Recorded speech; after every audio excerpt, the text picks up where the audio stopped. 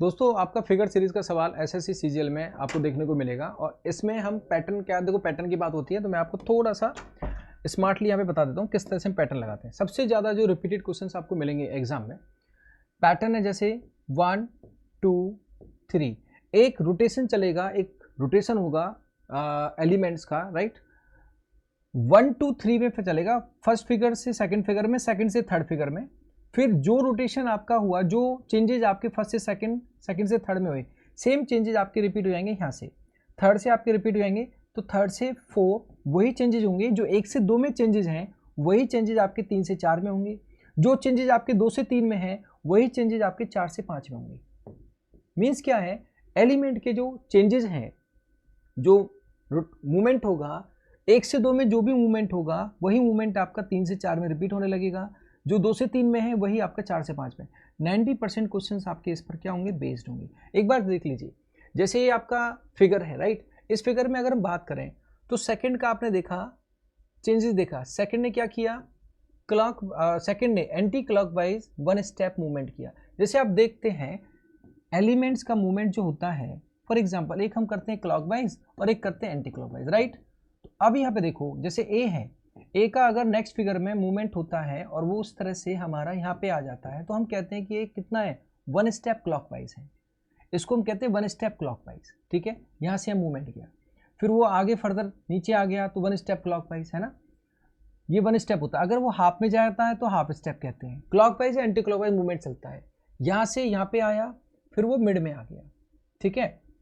अब हम देख रहे हैं कि मूवमेंट कैसा चल रहा है। 1 से 2 फिगर में यहाँ पे आया, फिर वो हाफ आ गया, फाइन।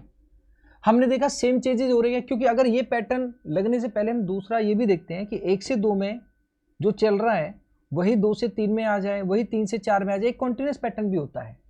तो यहाँ अगर 2 यहाँ पे आ रहा है तो 4 क्या यहाँ पे आ रहा है, नहीं आ रहा, तो वैसा तो है नहीं। तो हमने देखा 1 से 2 में गया, 2 से 3 गया। सेम चीज 1 से 2, 2 से 3 गया। जो चेंजेस 1 से 2 में हुए हैं क्या वो 3 से 4 में हो रहे हैं? तो 3 से 4 में आपने देखा जो बी है, हमारा बी है, उसने भी ऐसा ही मूवमेंट किया है।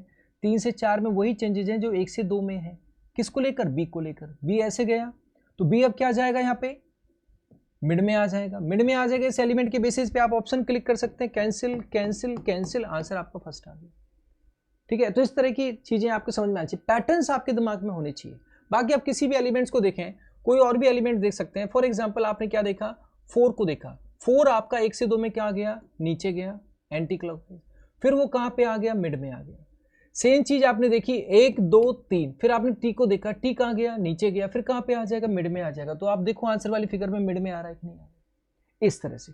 तो ये पैटर्न सबसे ज्यादा जरूरी पैटर्न है। पैटर्न्स और भी होते हैं, 1 2 3 4 5 लगातार पैटर्न भी होता है, 1 से 2, 2 से 3 ऐसे पैटर्न भी चलते हैं, लेकिन इस पैटर्न को आप बहुत ध्यान से समझना।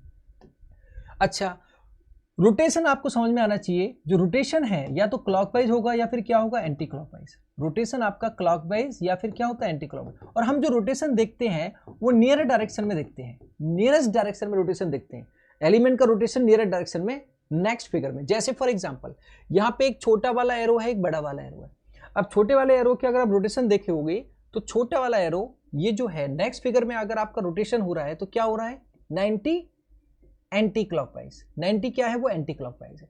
फिर आप देखोगे यहां से यहां गया, यहां से यहां गया तो 45 डिग्री का मूवमेंट हुआ, ठीक है।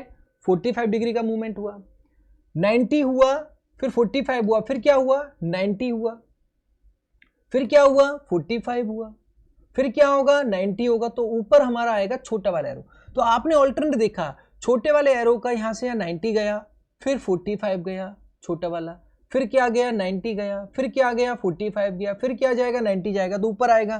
तो ये वाला कैंसिल हो गया और ये वाला कैंसिल हो गया, बचे हमारे पास सेकंड एंड थर्ड।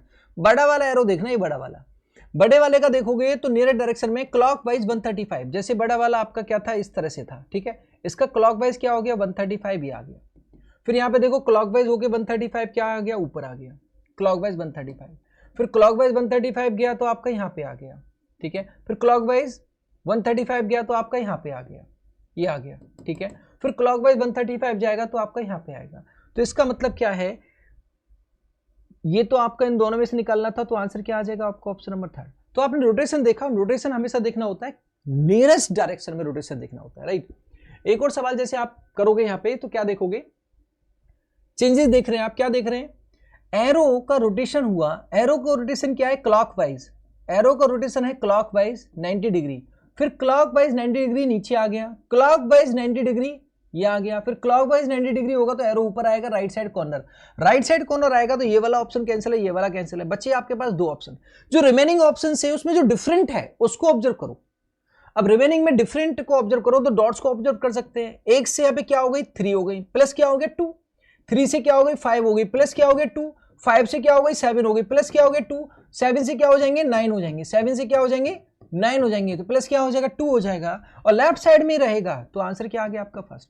तो इस तरह से आप चीजों को समझ सकते हैं। ये मैंने छोटा सा एग्जाम्पल दिए हैं, रोटेशन को समझना है, मूवमेंट को समझना है, चेंजेस को समझना है, और एक एलिमेंट को ऑब्जर्व करने के बाद ऑप्शंस एलिमिनेट करो, रिमेनिंग ऑप्शंस में चेंजेस देखो, डिफरेंट देखो, और फिर उसके अकॉर्डिंग आप आंसर फाइंड आउट करो।